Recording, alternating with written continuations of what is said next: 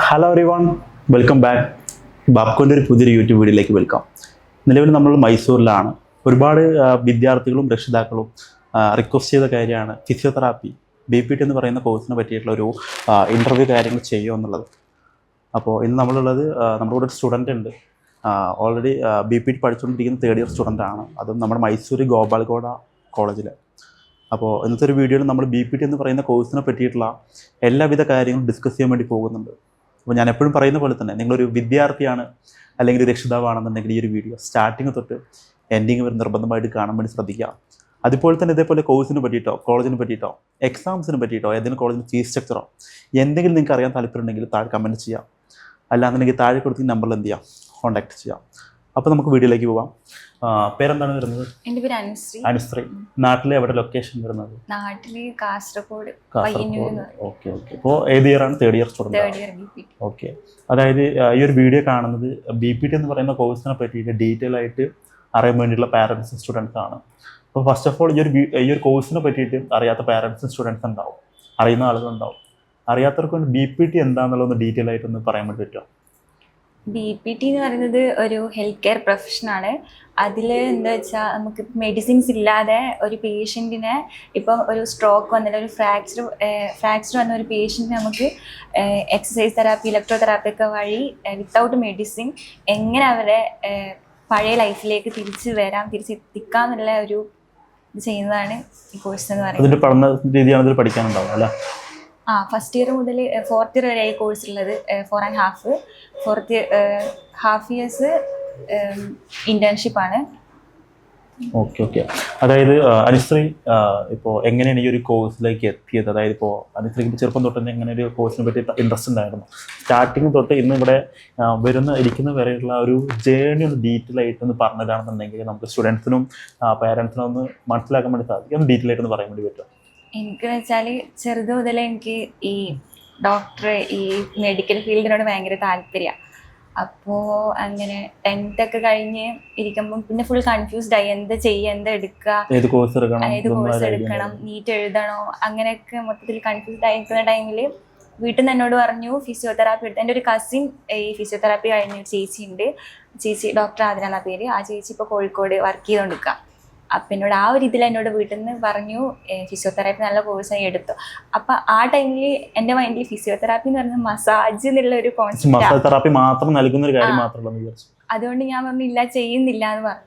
അത് കഴിഞ്ഞ് +1 എത്തിയ ടൈമിൽ ഈ സയൻസ് കോഴ്സ് കൂടുതൽ പഠിക്കുന്നുണ്ടല്ലോ, അപ്പം എനിക്ക് കൂടുതൽ സയൻസിനോടാ താല്പര്യം ഉണ്ടായത്. അപ്പോൾ ആ ടൈമിൽ ഞാൻ ജസ്റ്റ് വെറുതെ വീട്ടിൽ നിന്ന് പറഞ്ഞതല്ലേ, ഫോണിൽ വെറുതെ യൂട്യൂബൊക്കെ എടുത്ത് ഗൂഗിളൊക്കെ എടുത്ത് ഇതിനെക്കുറിച്ച് സെർച്ച് ചെയ്യാൻ തുടങ്ങി. അപ്പോഴെനിക്ക് മനസ്സിലായത് ഫിസിയോതെറാപ്പി എന്ന് പറയുന്ന മസാജ് മാത്രമല്ല, ഈ പറഞ്ഞ കാര്യങ്ങളൊക്കെയാണെന്ന് എനിക്ക് മനസ്സിലായി. അത് കഴിഞ്ഞ് +1 +2 ഒരു ഹാഫ് എത്തിയപ്പോൾ ഞാൻ എൻ്റെ സുവോളജി സാറിനോട് ഞാൻ അതിനെക്കുറിച്ച് ചോദിച്ചപ്പോൾ പറഞ്ഞു ഏറ്റവും നല്ല ബെസ്റ്റ് കരിയർ ഓപ്ഷനാണ് BPT എന്ന് പറയുന്നത്. ഇത് ഞാൻ പഠിക്കുന്ന ടൈമിൽ 4 years ബാക്ക് അല്ല, ആ ടൈമിൽ എന്നോട് പറഞ്ഞു ഇതിനെക്കുറിച്ച് വലിയ ധാരണ ഇപ്പോൾ ആൾക്കാർക്ക് ഇല്ല, അതുകൊണ്ട് ആരും ഈ കരിയർ ചൂസ് ചെയ്യുന്നില്ല. എല്ലാവരും മൈൻഡിലും മസാജ് അങ്ങനെയാണ് എല്ലാവരും ചിന്ത. അപ്പൊ അതുകൊണ്ട് എന്നോട് പറഞ്ഞു നല്ല ഓപ്ഷനാ, അങ്ങനെ ആരും എടുക്കുന്നില്ല, നല്ലതാണ്, ഇനി ഫ്യൂച്ചറിൽ നല്ല സ്കോപ്പുള്ള കരിയർ ഓപ്ഷനാന്ന് പറഞ്ഞു. അപ്പൊ എനിക്ക് കുറച്ചും കൂടി എന്താ എടുക്കാമെന്നില്ല. അത് കഴിഞ്ഞ് അങ്ങനെ 2-3 പേരോട് ഇതിനെക്കുറിച്ച് അന്വേഷിച്ചപ്പം എല്ലാവരും നല്ല പോസിറ്റീവായിട്ട് മാത്രമേ എന്നോട് പറഞ്ഞിട്ടുള്ളൂ. എനിക്ക് കുറച്ചും കൂടി എടുക്കാം. വീട്ടിൽ സംസാരിച്ചപ്പോൾ എന്നോട് പറഞ്ഞു നിന്റെ ഇഷ്ടത്തിന് പഠിക്കാൻ പറ്റുമെങ്കിൽ എടുത്തോ, പകുതിക്ക് വെച്ച് ഡ്രോപ്പ് ഔട്ട് ചെയ്യരുത്. കാരണം കുറച്ച് ഹെവി ആയിട്ട് കുറച്ച് പഠിക്കാനുള്ള കാര്യങ്ങളാണ് ഫസ്റ്റ് ഇയർ തൊട്ട് ഫോർത്ത് ഇയർ വരെ. MBBS subject plus physiotherapy subject നമുക്ക് പഠിക്കാനുള്ളത്. അപ്പം ഇടയ്ക്ക് വെച്ച് ഡ്രോപ്പ് ഔട്ട് ചെയ്യരുത് എന്ന് പറഞ്ഞു. അപ്പോൾ എൻ്റെ ഇഷ്ടത്തിന് ഞാനിങ്ങനെ ഈ കോഴ്സ് എടുത്തു. അത് കഴിഞ്ഞ് എൻ്റെ ഒരു വീടിനടുത്തൊരു ചേച്ചിയുണ്ട്. ആ ചേച്ചിനോട് ഇങ്ങനെ സംസാരിച്ചപ്പോൾ എന്ന് വെച്ചാൽ എനിക്ക് പുറത്തേക്ക് തന്നെ നോക്കണം എന്നില്ല ഒരു ഇതുണ്ടായിരുന്നു, നാട്ടിൽ വേണ്ടാന്നില്ല ഒരു ഇതുണ്ടായിരുന്നു. എന്താ വെച്ചാൽ നമ്മളെപ്പോഴും വീട്ടിൽ തന്നെയല്ലേ, അപ്പൊ അത് കഴിഞ്ഞ് ഇനിയിപ്പോ പുറത്തേക്ക് പോകണമെങ്കിലും വീട്ടുകാരുടെ അടുത്ത് നമ്മൾ മാറി നിൽക്കണമല്ലോ. ആ ഒരു മൈൻഡൊക്കെ വന്നപ്പം പിന്നെ എന്താ മൈസൂരല്ലേ പഠിക്കുന്നത്, നല്ലൊരു മൈസൂർ ആ ഒരു ഇതിൽ വന്നു. അപ്പം നാട്ടിൽ നോക്കിയിട്ടേ ഇല്ല, നീറ്റ് എഴുതിയിട്ടില്ല. അപ്പം ആ ചേച്ചി എന്നോട് പറഞ്ഞു. അപ്പം എനിക്ക് ഫീസിൻ്റെ കുറച്ച് എങ്ങനെയാ എത്രയാ അപ്പോൾ ഞാൻ ചേച്ചിയോട് സംസാരിച്ചപ്പോൾ എന്നോട് പറഞ്ഞു ഫീസ് കുറച്ച് കുറവുള്ള BPT തന്നെ ഫീസ് കുറച്ച് കുറവുള്ള കോളേജ് ഉണ്ട് മൈസൂർ എന്ന് പറയുന്നത്, അവിടെ നമുക്ക് നോക്കാം, എനിക്ക് സെറ്റ് ചെയ്ത് തരാം എന്ന് പറഞ്ഞു എന്നോട്. റിസൾട്ട് വന്നതിന് ശേഷം നോക്കാമെന്ന് പറഞ്ഞു. അങ്ങനെ ആ ചേച്ചി എനിക്കൊരു ചേട്ടനെ പരിചയപ്പെടുത്തി തന്നു. ആ ചേട്ടനോട് സംസാരിച്ചപ്പം ചേട്ടൻ എനിക്കിതിനെക്കുറിച്ച് പറഞ്ഞു തന്നു, കോളേജിനെ കുറിച്ച് പറഞ്ഞു തന്നു. ഒരു ഡോക്ടർ മിർഷ സാറുണ്ട്, അവരെ നമ്പർ തന്ന് അച്ഛൻ അവരെ വിളിച്ച് സംസാരിച്ചു. അപ്പം നല്ല ഈ കോഴ്സിനെ കുറിച്ച് എനിക്ക് പറഞ്ഞു തന്നു. ഫീസും ബാക്കിയുള്ള കോളേജിനെ അപേക്ഷിച്ച് ഫീസ് ഇവിടെ കുറവാണെന്നും കാരണം അങ്ങനെ ഒന്നും നോക്കിയില്ല, ഇവിടെ തന്നെ വന്ന് ചേർന്നു. അങ്ങനെ ഫസ്റ്റ് ഇയറിൽ കയറി. അപ്പം ഫസ്റ്റ് എന്ന് വെച്ചാൽ ഈ പറഞ്ഞ പോലെ ലാംഗ്വേജിൻ്റെ ഇഷ്യൂസ് ഉണ്ടായിരുന്നു. കാരണം നാട്ടിൽ മലയാളം മാത്രം പറഞ്ഞ് ഇവിടെ എത്തിയപ്പോൾ Kannada or English. Kannada students ഉണ്ട്, ടീച്ചർ ആണെന്നുണ്ടെങ്കിൽ ഇംഗ്ലീഷ് ക്ലാസ്സുകാരിൽ എടുക്കുന്നുണ്ട്. അപ്പം എന്ന് വെച്ചാൽ ഇത്ര കൊല്ലം നാട്ടില് മലയാളത്തിലാണ് ടീച്ചേഴ്സ് ക്ലാസ് കാര്യങ്ങൾ എടുത്തു കൊടുക്കുന്നത്. അതിന്റെ ഒരു ബുദ്ധിമുട്ട് കാര്യങ്ങളുണ്ടായിരുന്നു. ആ ഒരു പേടി ഉണ്ടായിരുന്നു. ഇപ്പൊ എഴുത്താണെങ്കിലും പറയലാണെങ്കിലും ഫുൾ ഇംഗ്ലീഷ്, ലെക്ചേഴ്സ് ആണെങ്കിലും ഇംഗ്ലീഷിൽ സംസാരിക്കുന്നതിൽ കുറച്ചൊരു ബുദ്ധിമുട്ടല്ല, ഒരു പേടി, എങ്ങനെ അത് മാനേജ് ചെയ്യുന്നില്ല ഒരു ബുദ്ധിമുട്ടുണ്ടായിരുന്നു. അത് കഴിഞ്ഞ് എല്ലാവരുമായിട്ട് കമ്മ്യൂണിക്കേഷൻ ചെയ്ത് വരുമ്പോൾ ഓക്കെ, ഇപ്പം കുഴപ്പമില്ല, നല്ല.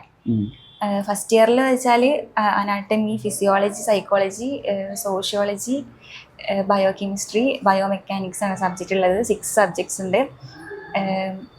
ഫസ്റ്റ് ഇയർ കുറച്ച് ടഫായിരുന്നു, കാരണം നമ്മൾ +2 വരെ പഠിച്ച ആ ഒരു ബേസ് മാത്രമേ ഉള്ളൂ, ബാക്കി ഫുള്ള് ഡിഫറെൻ്റ്. ഫുള്ള് ബോഡി പാർട്ടിനെ കുറിച്ച് നോക്കുക, കുറച്ച് എനിക്ക് പറ്റുമോന്നുള്ളൊരു, അതായത് അഡ്മിഷൻ എടുത്ത് ക്ലാസ് കയറി കുറച്ച് എന്നോട് പറ്റുമോ, ഇനിയിപ്പോൾ എന്നോട് പറ്റില്ല എന്താ ചെയ്യാ, ഒരു ടെൻഷൻ ബുദ്ധിമുട്ട് കാര്യം സ്റ്റാർട്ടിങ് ഉണ്ടായിരുന്നു. പറഞ്ഞ പോലെ ഡ്രോപ്പ് ഔട്ട് ചെയ്യേണ്ടി വരുമെന്നൊക്കെ ഞാൻ ഇത്ര പൈസയും കൊടുത്തു, എന്താ ചെയ്യാന്നുള്ളത്. പിന്നെ എന്റെ ഇഷ്ടത്തിന് വന്നതുകൊണ്ട് വീട്ടുകാരെ എനിക്കൊന്നും പറയാൻ പറ്റില്ല. അപ്പൊ ഞാൻ അങ്ങനെ ഇവിടെ നോക്കാം. എക്സാം എന്ന് വെച്ചാൽ ഇയർലി എക്സാം, സെം എക്സാം അല്ലാത്തതുകൊണ്ട് ഡിസംബർ ആ ടൈമിൽ നമുക്ക് എക്സാം വരാം. അപ്പോൾ ഫസ്റ്റൊക്കെ എക്സാം ഒക്കെ എഴുതുമ്പോൾ കുറച്ചൊക്കെ മാർക്കൊക്കെ കുറവായിരുന്നു. പിന്നെ എപ്പോഴും പ്രിൻസിപ്പൾ പറയും എപ്പോഴും പോയി പഠിക്കണം, ഇത്ര അവർ പോയി പഠിക്കണം, എന്നാലേ നിങ്ങൾക്ക് ഒരു ഹെൽത്ത് കെയർ പ്രൊഫഷൻ ആയതുകൊണ്ട് നാട്ടിൽ പഠിച്ച പോലെ എപ്പോഴെങ്കിലും ബുക്ക് ഒക്കെ എടുത്തുകൊണ്ട് പഠിച്ചോണ്ട് മാത്രം കാര്യമില്ല. അതായത് ഫസ്റ്റ് ഇയർ തൊട്ട് തന്നെ ബൈ ഹാർട്ട് ചെയ്തിട്ട് കാര്യമില്ല. അത് നമ്മൾ പേഷ്യൻസിന്റെ അടുത്ത് പോയി അപ്ലൈ ചെയ്യുന്ന ടൈമിൽ നമുക്ക് അതിനെക്കുറിച്ച് എന്തെങ്കിലും അറിയണം. അതുകൊണ്ട് നമ്മളോട് ഡെയിലി ഇത്ര മണിക്കൂർ പഠിക്കണം. സാറായാലും മാമായാലും നല്ല സപ്പോർട്ടാണ്. ഫസ്റ്റ് ഇയറിലൊക്കെ നല്ല ആ ഒരു പേടി നമുക്ക് വലിയ രീതിക്ക് നമ്മൾക്ക് എഫക്റ്റ് ചെയ്തില്ല ഈ ഒരു കോഴ്സ് ആണെങ്കിലും. അത് കഴിഞ്ഞ് എക്സാം, ഫസ്റ്റ് ഇയർ എക്സാം കഴിഞ്ഞു, നല്ല മാർക്ക് എല്ലാത്തിലും പാസ്സായി നല്ല മാർക്ക്. അപ്പോൾ കുറച്ച് കൂടി കോൺഫിഡൻസ് വന്നു. നല്ല മാർക്ക് ഉണ്ടായപ്പോൾ കുറച്ചും കോൺഫിഡൻസ് പറ്റുന്നില്ല ഒരു ഇത് വന്നു. കാരണം +2 വരെ അങ്ങനെ പഠിച്ചൊരിതല്ല, അതുപോലെ തന്നെ ഇഷ്ടത്തോടെ പഠിക്കുന്ന ടൈമില് എന്താ കുറച്ചും കൂടി നമുക്ക് മനസ്സിലാക്കി, ഇഷ്ടത്തോടെ പഠിക്കുന്ന ടൈമില് കൂടുതൽ മനസ്സിലാക്കി എഴുതാൻ പറ്റിയിട്ടുണ്ട്. ഇപ്പോൾ രാജീവ് ഗാന്ധി യൂണിവേഴ്സിറ്റിയാണ് കുറച്ച് അത്യാവശ്യം കുറച്ച് ടഫായിട്ടുള്ള ക്വസ്റ്റ്യൻസ് ഒക്കെ സിലബസ് ആണ് നമുക്ക് ഉള്ളത്. ഫസ്റ്റ് ഇയറിൽ അനാട്ടമി, ഫിസിയോളജി എന്നൊക്കെ പറയുമ്പോൾ MBBS സെയിം സിലബസ്. പോരാത്തതിന് ബയോമെക്കാനിക്സും ബാക്കി അങ്ങോട്ടുള്ള സബ്ജക്റ്റ് ഒക്കെ ഫിസിയോതെറാപ്പി. അപ്പം MBBS + ഫിസിയോതെറാപ്പി ആണ് നമുക്ക് പഠിക്കാനുള്ളത് ഫസ്റ്റ് ഇയറിൽ. അത് കഴിഞ്ഞ് സെക്കൻഡ് ഇയറിലും ഇലക്ട്രോതെറാപ്പി, എക്സസൈസ് തെറാപ്പി, അങ്ങനെ 5 സബ്ജക്റ്റ് ഉണ്ടായിരുന്നു. പിന്നെ ഫസ്റ്റ് ഇയറിൽ വെച്ചാൽ ഫുള്ള് തിയറി പാർട്സിനെ കുറിച്ച് പഠിക്കുക, അങ്ങനെ ബേസ് ആയിട്ടുള്ള സാധനങ്ങൾ. സെക്കൻഡ് ഇയർ എത്തുമ്പം പ്രാക്ടിക്കൽ, എല്ലാത്തിലും പ്രാക്ടിക്കൽ വന്നു. അപ്പോൾ കുറച്ചും കൂടി തിയറി + പ്രാക്ടിക്കൽ ആകുമ്പോൾ കുറച്ചും അപ്ലൈ ചെയ്യാൻ കൂടി തുടങ്ങിയ ടൈമിൽ ലാബിലൊക്കെ കൊണ്ടുപോയി അപ്ലൈ ചെയ്യുന്ന ടൈമിൽ കുറച്ചും കൂടി ഓക്കെ ആയി. അങ്ങനെ സെക്കൻഡ് ഇയർ എക്സാമിന് ഫുൾ മാർക്കുണ്ട്, നല്ല മാർക്കുണ്ട്, എല്ലാത്തിലും പാസ്സായി. അപ്പം കുറച്ചും കൂടി ഞാൻ പഠിക്കാൻ പറ്റും. ഇനിയിപ്പോൾ 2 കൊല്ലം ഇപ്പോൾ തേർഡ് ഇയറിൽ ഇപ്പോൾ ഇന്റേണൽ എക്സാം ഒക്കെ കഴിഞ്ഞു, അതിലും മാർക്കുണ്ട്, കുഴപ്പമില്ല. ഇനി 4th ഇയറിലേക്കാണ്. സെക്കൻഡ് ഇയർ തൊട്ട് നമുക്ക് സ്റ്റാർട്ട് ചെയ്യും, ഹോസ്പിറ്റലിൽ ഡ്യൂട്ടി നമുക്ക് ഇടാൻ തുടങ്ങും, സ്റ്റാർട്ട് ചെയ്യും.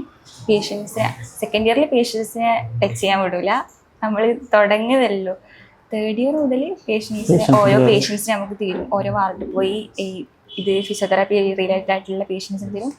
അവർ അസസ്മെന്റ് എടുക്കുക, അവരോട് ഇന്ററാക്ട് ചെയ്യുക, കൂടുതൽ അവരോട് ഇന്ററാക്ട് ചെയ്യുക, അവരോട് കമ്മ്യൂണിക്കേറ്റ് ചെയ്യുക, കന്നഡ പഠിക്കാൻ വേണ്ടിയിട്ടുള്ള അവരിതിൽ അതിന് വേണ്ടിയിട്ടാണ്. അതായത് ഇപ്പോൾ അനുശ്രീ ഇപ്പോൾ ഒരു 3 വർഷമായി അത് ഈ ഒരു 3 വർഷത്തിൽ അനുസരിച്ച് ഏറ്റവും കൂടുതൽ ഫേസ് ചെയ്തിരുന്ന ഒരു ചാലഞ്ച് ഉണ്ട്. അതായത് പഠിപ്പിക്കുന്ന സിലബസിലായിരിക്കാം, അല്ലെങ്കിൽ ട്രെയിനിങ് അല്ലെങ്കിൽ പോസ്റ്റിങ്ങിന് പോകുന്ന ടൈമിലായിരിക്കാം. അത് ഏറ്റവും കൂടുതൽ ഫേസ് ചെയ്ത ചലഞ്ച് എന്തായിരുന്നു? ഏറ്റവും കൂടുതൽ ഫേസ് ചെയ്തത് ലാംഗ്വേജ് തന്നെയാണ്, ഇംഗ്ലീഷ് ലാംഗ്വേജ്. കാരണം നാട്ടിൽ നിന്ന് ഫുള്ള് മലയാളത്തിൽ പറഞ്ഞ് പെട്ടെന്ന് ഇവിടെ വന്ന് ഫുള്ളായിട്ട് ഇംഗ്ലീഷ്. മലയാളീസ് ഉണ്ട്, അവരോട് നമുക്ക് മലയാളത്തിൽ സംസാരിക്കാം. പക്ഷേ ക്ലാസ്സിൽ എത്തുന്ന ടൈമിൽ, ലെക്ചേഴ്സ് ക്ലാസ്സിൽ വന്ന് നമുക്ക് ക്ലാസ് എടുക്കുന്ന ടൈമിലും പിന്നെ അവർക്ക് മലയാളം അറിയെങ്കിൽ പോലും നമ്മളോട് മലയാളത്തിൽ സംസാരിക്കാൻ പറ്റില്ല. കാരണം കർണാടക സ്റ്റുഡൻസും കൂടി ഉണ്ട്. അപ്പോൾ ഇംഗ്ലീഷാണ് ലാംഗ്വേജ്. അപ്പം സ്റ്റുഡൻസിനോട് സംസാരിക്കണം, കന്നഡ സ്റ്റുഡൻസ് സംസാരിക്കണമെങ്കിൽ പോലും നമുക്ക് ഇംഗ്ലീഷിൽ മാത്രമേ അവരോട് കമ്മ്യൂണിക്കേറ്റ് ചെയ്യാൻ പറ്റുള്ളൂ. അതായിരുന്നു എൻ്റെ മെയിനായിട്ടുള്ള പ്രശ്നം എന്ന് പറയുന്നത്. അത് കഴിഞ്ഞ് പോസ്റ്റിങ്ങിന് ഫസ്റ്റ് ഇയറിൽ ഫുള്ള് നമ്മൾ തിയറി ഫസ്റ്റ് ഇയറിൽ പോസ്റ്റിങ്ങിന് നമ്മളെ കൊണ്ടുപോകാൻ പറ്റില്ല. സെക്കൻഡ് ഇയർ മുതൽ നമ്മളെ ജസ്റ്റ് പോസ്റ്റിങ്ങിനെ ഇടാൻ തുടങ്ങി. സീനിയേഴ്സായിട്ട് അവരോട് ചോദിച്ച് മനസ്സിലാക്കി, ജസ്റ്റ് പേഷ്യൻസിനൊക്കെ കണ്ട് സംസാരിക്കാൻ വേണ്ടി ഞങ്ങളെ അങ്ങ് ഹോസ്പിറ്റലിലേക്ക് കൊണ്ടുപോയി. അവിടെ എത്തിയപ്പോൾ മെയിനായിട്ട് മൊത്തത്തിൽ പേഷ്യൻസിനൊക്കെ കാണുന്ന ടൈമിൽ ഭയങ്കര എക്സൈറ്റഡ് അല്ല, എനിക്ക് എന്ത് ചെയ്യണ്ടേ, എനിക്ക് പറ്റുമോ, ഞാൻ പഠിച്ച കാര്യം പഠിച്ചതറിയാം, പക്ഷേ കൺഫ്യൂഷൻ ഉണ്ടായിരുന്നു സ്റ്റാർട്ടിങ്ങിൽ. പിന്നെ ഇതുപോലെ തന്നെ സബ്ജക്റ്റ് ഫസ്റ്റ് ഇയറിൽ തന്നെ 6 സബ്ജക്ട്സ് ഉണ്ട്. പോരാത്തതിന് കുറേ നല്ല പോലെ എഫേർട്ട് ഇടേണ്ട ഒരു കോഴ്സാണെന്ന് എനിക്ക് പിന്നെ മനസ്സിലായി. വിചാരിക്കുന്നത് പോലെ അല്ലാതെ എനിക്ക് മനസ്സിലായി. അപ്പോൾ എന്താ പറ്റുമോ, 6 സബ്ജക്റ്റ് എന്ന് പറയുന്നത് ഫുൾ ബോഡി പാർട്ടിനെ കുറിച്ച് പഠിക്കുക, ബോഡിയിലേക്ക് ആവശ്യമുള്ള എല്ലാം ബോഡി, നമ്മുടെ ഫുൾ ബോഡി നമുക്ക് പഠിക്കാനുണ്ട്. അതിൻ്റെ കൂടെ തന്നെ ബയോമെക്കാനിക്സ് എന്ന് പറയുമ്പോൾ മെയിനായിട്ട് ഫിസിയോതെറാപ്പിയുടെ സബ്ജക്റ്റാണ് ബയോമെക്കാനിക്സ്. അപ്പോൾ അതെന്ന് വെച്ചാൽ ബോഡിയുടെ ഫിസിക്സ് ആണ് അത് പഠിക്കാനുള്ളത്. അപ്പോൾ അതൊക്കെ മൊത്തത്തിൽ എങ്ങനെ എന്ത് ചെയ്യും എന്നുള്ള ഒരു പ്രശ്നം അതുണ്ടായിരുന്നു. പിന്നെ പൊരുത്തപ്പെട്ട് അല്ലെങ്കിൽ ഒരു റൂട്ടിനെ മാറി പിന്നെ അത് കുറച്ച് ഇംപ്രൂവ്മെന്റ് ഇഷ്ടത്തോടെ പഠിക്കാനുള്ള ഒറ്റൊരു മാർഗം ഇഷ്ടപ്പെട്ട് പഠിക്കാൻ തുടങ്ങിയപ്പോൾ അത് ഭയങ്കര ഇൻട്രസ്റ്റിംഗ് ആയിട്ട് പോയിട്ടുണ്ടല്ലേ. അതുപോലെ തന്നെയുള്ള ഒരു സംശയമാണ് ഫിസിയോതെറാപ്പി അതുപോലെ തന്നെ ഒക്യുപ്പേഷണൽ തെറാപ്പി. കേൾക്കുമ്പോൾ ഒരു സിമിലാരിറ്റി കാര്യങ്ങളുണ്ട്. ഞാൻ ഇതുപോലെ ഒക്യുപ്പേഷണൽ തെറാപ്പിൻ്റെ ഇന്റർവ്യൂ കാര്യങ്ങൾ ചെയ്തു. അതിൽ ചോദിച്ചിട്ടുള്ള ക്വസ്റ്റ്യൻസ് ആണ്. പക്ഷേ നമുക്കെന്താ വെച്ച് കഴിഞ്ഞാൽ ഓരോ സ്റ്റുഡൻസും പാരൻസ് പല വീഡിയോസ് കാര്യങ്ങളാണ് ഈ പറമ്പിൽ കണ്ടുവരുന്നത്. അപ്പോൾ അവർക്ക് അതിനെ പറ്റി ഐഡിയ ഉണ്ടായിക്കൊള്ളുന്നില്ല. അപ്പോൾ ഒക്യുപ്പേഷണൽ തെറാപ്പിയും ഫിസിയോതെറാപ്പിയും തമ്മിലുള്ള ഒരു ഡിഫറൻസ് കാര്യങ്ങളും ഒന്ന് പറയാൻ വേണ്ടി പറ്റും. ഫിസിയോതെറാപ്പി ഒക്യുപ്പേഷണൽ തെറാപ്പി ഏകദേശം നോക്കുന്ന ടൈമിൽ സെയിം തന്നെയാണ്. പക്ഷേ എന്ന് വെച്ചാൽ ഫിസിയോതെറാപ്പി എന്ന് പറയുന്നത് നമ്മുടെ മൂവ്മെൻറ്റ്സ് ഇമ്പ്രൂവ് ചെയ്യുക, എക്സസൈസ് വഴി ഇലക്ട്രോതെറാപ്പി അങ്ങനെ ഉള്ള കാര്യങ്ങൾ യൂസ് ചെയ്തിട്ട് നമ്മുടെ മൂവ്മെൻറ്റ്സ് ഡെയിലി ലൈഫിൽ നടക്കുന്ന നമ്മുടെ മൂവ്മെൻറ്റ്സ് ഇമ്പ്രൂവ് ചെയ്യുക. ഇപ്പോൾ ഒരു ഫ്രാക്ചർ വന്നൊരു പേഷ്യൻറ്റിനെ സ്ട്രോക്ക് വന്നൊരു പേഷ്യൻറ്റിനെ ഞാൻ പറഞ്ഞില്ലേ വിത്തൗട്ട് മെഡിസിൻ എങ്ങനെ അവരുടെ പോസ്റ്റ് സർജറി കഴിഞ്ഞിട്ടും സർജറിക്ക് മുന്നേ ഈ ഫിസിയോതെറാപ്പി ചെയ്യും. അപ്പോൾ മെഡിസിൻ ഇല്ലാതെ നമ്മൾ ഒരു പേഷ്യൻറ്റിനെ എങ്ങനെ അവരുടെ പഴയ ലൈഫിലേക്ക് തിരിച്ചു കൊണ്ടുവരാന്നുള്ള ഒരു എയിമാണ് ഫിസിയോതെറാപ്പി എന്ന് പറയുന്നത്. ഒക്യുപ്പേഷണൽ തെറാപ്പി എന്ന് പറഞ്ഞാൽ നമ്മൾ ഡെയിലി ലൈഫിലുള്ള കാര്യങ്ങൾ, അതായത് എഴുതുക, ഡ്രസ്സ് ചെയ്യുക, ഫുഡ് കഴിക്കുക, അങ്ങനെയുള്ള കാര്യങ്ങൾ കുറച്ചുകൂടി ഇമ്പ്രൂവ് ചെയ്യുക. പറ്റാത്ത പേഷ്യൻസിനെ ഇമ്പ്രൂവ് ചെയ്യുക, അങ്ങനെ അവരുടെ ഡെയിലി ലൈഫിൻ്റെ കാര്യങ്ങൾ. പിന്നെ ഈ ഒരു കോഴ്സിലേക്ക് BPT എന്ന് പറയുന്ന കോഴ്സിലേക്കുള്ള എലിജിബിലിറ്റി ക്രൈറ്റീരിയ, പ്രായോഗിക യോഗ്യത എന്താണ്? അതുപോലെ തന്നെ ഇത് കോഴ്സ് ആണെങ്കിൽ 4 ഇയർ ഡ്യൂറേഷൻ, അതിനുള്ള ഇന്റേൺഷിപ്പ് ഉള്ളിലാണോ വരാതെ പുറത്ത് 4 ഇയർ + 1 ഇയർ ആണോ, അങ്ങനെയാണ് വരുന്നത്? ഫിസിയോതെറാപ്പി എന്ന് പറയുന്നത് +2 കഴിഞ്ഞിട്ട് +1 +2 ബയോളജി സബ്ജക്റ്റ് എടുക്കണം. ഫിസിക്സ് കെമിസ്ട്രി ബയോളജി ഈ സബ്ജക്റ്റ് 3 സബ്ജക്റ്റും പഠിച്ചവർക്ക് മാത്രമേ ഫിസിയോതെറാപ്പി എടുക്കാൻ പറ്റുള്ളൂ. പിന്നെന്താ വെച്ചാൽ കോഴ്സ് വരുന്നത് 4 ഇയർ ആണ്. പിന്നെ 6 മാസം ഇന്റേൺഷിപ്പ് ആണ്. ഇന്റേൺഷിപ്പ് കമ്പൽസറി 4 ഇയറിന്റെ ഉള്ളിലാണ് ഉണ്ടാവുക. 4 ഇയർ + 6 മന്ത് ആണോ? 4 ഇയർ + 6 ചിലപ്പോൾ അത് 1 ഇയർ ആയി, ചിലപ്പോൾ 4 ഇയർ + 1 ഇയർ ആണോ? അപ്പോൾ മേ ബി 1 ഇയർ ആയിരിക്കും. അതായത് ഓരോ ഹോസ്പിറ്റലും കോളേജും ഡിപ്പെൻഡ് ചെയ്തിട്ട് ചില കോളേജുകളിൽ 6 മാസം ആയിരിക്കാം, അല്ലെങ്കിൽ 1 വർഷമായിരിക്കാം ഉണ്ടാവുക. അത് അവരുടെ മീൻസ് നമ്മളിപ്പോൾ ഒരു സൊസൈറ്റിയിലേക്ക് പോകുന്ന ടൈമിൽ നമ്മൾ ഒരു പേഷ്യൻറ്റിനെ പോയി നമ്മൾ നോക്കുന്ന ടൈമിൽ നമുക്കെല്ലാം അതിനെക്കുറിച്ച് അറിയണം. പേഷ്യൻറ്റിന് എന്താ പ്രശ്നം, ഫുള്ളായിട്ട് അവരുടെ ബോഡി പാർട്ട് എല്ലാം നമുക്ക് നന്നായിട്ട് അറിയണം. അപ്പം കുറച്ചും കൂടി നമുക്ക് എന്താ പറയണ്ടേ, ഹോസ്പിറ്റലിൽ പോയിട്ടും പേഷ്യൻസിനായിട്ട് ഇൻറ്ററാക്ട് ചെയ്തിട്ടും അവരെ കൺസൾട്ട് ചെയ്തിട്ടൊക്കെ നമുക്ക് അതിനെക്കുറിച്ചൊരു ധാരണ വേണം. ജസ്റ്റ് ഒന്ന് പഠിച്ച് ആ ഒരു ഇതിൽ സൊസൈറ്റിയിൽ നമ്മുടെ പ്രിൻസിപ്പൾ അങ്ങനെ പറയും, ആ ഒരു ഇതിൽ സൊസൈറ്റിയിലേക്ക് ഇറങ്ങിയിട്ട് കാര്യമില്ല. കാരണം ഫ്യൂച്ചർ ഡോക്ടർ എന്ന് തന്നെയാണ് പറയാ ഈ ഫിസിയോതെറാപ്പി എന്ന് പറയുന്നത്. അപ്പോൾ ഡോക്ടർക്ക് എന്തൊക്കെ ഒരു പേഷ്യൻറ്റിനെ ചെയ്യണം അതൊക്കെ നമ്മൾ പഠിച്ചിട്ട് ഇറങ്ങാൻ ഞങ്ങളെ വിടുമെന്നാണ് പറഞ്ഞത്. അപ്പോൾ മേ ബി ചിലപ്പോൾ നമ്മുടെ ഹോസ്പിറ്റലിൻ്റെ ഇതുപോലെ ആയിരിക്കും, അല്ലെങ്കിൽ സാറിൻ്റെ ഇതുപോലെ ആയിരിക്കും. ചിലപ്പം 1 year ആയിരിക്കും. സാധാരണ ഫിസിയോതെറാപ്പി 4.5 ആണ്. 4 വർഷം പഠിക്കുക, അത് കഴിഞ്ഞ് 6 മാസം ഇന്റേൺഷിപ്പ്. ഓക്കെ. പിന്നെ അതുപോലെ തന്നെ നിങ്ങളുടെ കോളേജിൽ ലാബ് ഫെസിലിറ്റീസ്, ഫിസിയോതെറാപ്പിക്ക് വേണ്ടി ലാബ് ഫെസിലിറ്റീസ് എല്ലാം കോളേജിൻ്റെ ഉള്ളിലുണ്ടോ? എല്ലാ ലാബ് ഫെസിലിറ്റീസ്, എല്ലാ ലാബും ഉണ്ട്. ഇപ്പം electrotherapy, exercise therapy, biomechanics lab, എല്ലാം നമുക്ക് ഏതാ ലാബ്. പോരാത്തിന് ലൈബ്രറി ഉണ്ട് നമ്മുടെ കോളേജിൽ. എല്ലാ ലാബ് ഫെസിലിറ്റീസും ഉണ്ട്. പോരാത്തിന് തിയറി പഠിക്കുന്ന ടൈമിൽ തിയറിയിൽ നമ്മൾ പഠിച്ച കാര്യങ്ങൾ പ്രാക്ടിക്കലി പോയി അപ്ലൈ ചെയ്താൽ മാത്രമേ നമുക്ക് എന്താണെന്നുള്ള കാര്യം. മെയിനായിട്ട് ഫിസിയോതെറാപ്പിയിൽ പ്രാക്ടിക്കലാണ് മെയിനായിട്ടുള്ള സാധനം. അപ്പോൾ എല്ലാ ലാബും നമുക്ക് ഡെയിലി ലാബിൽ കൊണ്ടുപോകും, പറഞ്ഞു തരും. മറ്റേ ലൈബ്രറി, അതുപോലെ ക്ലാസ് റൂംസ് ആണെന്നുണ്ടെങ്കിലോ? ക്ലാസ് റൂംസ് ആണെങ്കിലും നല്ല അറ്റ്മോസ്ഫിയർ ആണ്. എല്ലാം കൊണ്ട് നല്ല സൂപ്പർ. പിന്നെ ലൈബ്രറി ആണെങ്കിലോ? ലൈബ്രറി ഒരു വലിയ നിങ്ങൾക്ക് അതിന് വേണ്ടിയിട്ട് ബുക്സ് എല്ലാം അവിടെ അവൈലബിൾ ആണോ? ബുക്സ് എന്താ വേണ്ടതെന്ന് വെച്ചാൽ നമുക്ക് പഠിക്കുന്ന സബ്ജക്റ്റിന്റെ സിലബസിന്റെ ആയാലും പോരാത്തതിന് കൂടുതൽ വേണ്ട ഈ ഫിസിയോതെറാപ്പിയിൽ ബാക്കി ഓതേഴ്സിന്റെ നമുക്ക് പഠിക്കുന്നതിലുപരി പുറത്തുള്ള നമുക്ക് വേണ്ട ബുക്സ് ഒക്കെ ഉണ്ട്. ഒരു വലിയ ലൈബ്രറി, എല്ലാവിധ ബുക്സ്, ഓരോ കുട്ടികൾക്ക് ഇരിക്കാൻ പറ്റിയ ചെയർ ആയാലും ഇരുന്ന് പഠിക്കാൻ പറ്റിയ ആ ഒരു ഇതൊക്കെ വന്നിട്ടുണ്ട്.